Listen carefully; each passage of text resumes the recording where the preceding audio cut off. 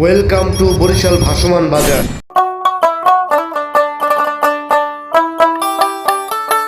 চারিদিকে পানি, আর সেই পানির বুকে থরে থরে সাজানো সবুজ আর সোনালী পেয়ারার পসরা। কোনো পাকা দোকান নেই, নেই কোনো ইটের দেয়াল। খালের আঁকা বাঁকা পথেই জমে উঠেছে শত শত বছরের এক জীবন্ত গল্প, আমাদের বরিশালের ভাসমান পেয়ারা বাজার। জানলে অবাক হবেন, এই ভাসমান বাজারের ইতিহাস আজ কিংবা কালের নয়। আজ থেকে প্রায় 200 বছর আগে ইংরেজ আমল থেকেই ভীমরুলি ও জালকাঠি আর স্বরূপকাঠির এই আঁকা বাঁকা খালগুলোতেই শুরু হয়েছিল এই অনবদ্য ঐতিহ্য। 18 শতকের দিকে যখন এই অঞ্চলে ব্যাপক পেয়ারা চাষ শুরু হয়, তখন যাতায়াতের একমাত্র মাধ্যম ছিল নদীপথ। আর সেই নদী আর ছোট খালগুলোকে কেন্দ্র করেই গড়ে ওঠে এই ঐতিহ্যবাহী পেয়ারার বাজার।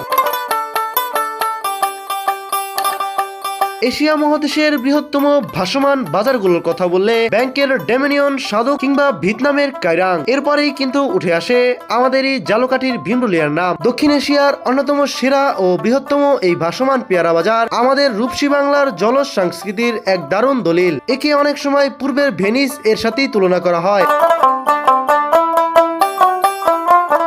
এই বাজারের মূল আকর্ষণ হলো স্থানীয় জাতের বিখ্যাত স্বরূপকাঠি পেয়ারা, যাকে স্থানীয় ভাষায় বলা হয় আপেল পেয়ারা। আকারে কিছুটা মাঝারি আর করমরে মিষ্টি স্বাদে এটি পুরো বাংলাদেশের বাজারে অনন্য।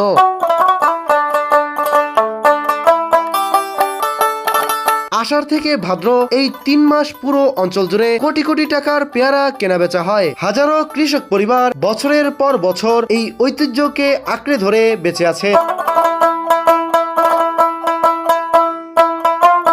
ঢাকা শহরের প্রেম ছেড়ে আপনি যদি একবার এই শান্ত জলজগতের প্রেমে পড়তে চান, তবে বর্ষার দিনে চলে আসুন বরিশালের এই ভাসমান স্বর্গে। প্রকৃতির এই রূপ, মানুষের এই সহজ সরল জীবনযাপন আপনাকে মুগ্ধ করবেই। আজকের এই ভিডিওটি এখানেই শেষ করছি, দেখা হচ্ছে নতুন কোনো ভিডিওতে। আজকের এই ভিডিওটি ভালো লাগলে অবশ্যই চ্যানেলটি সাবস্ক্রাইব করবেন।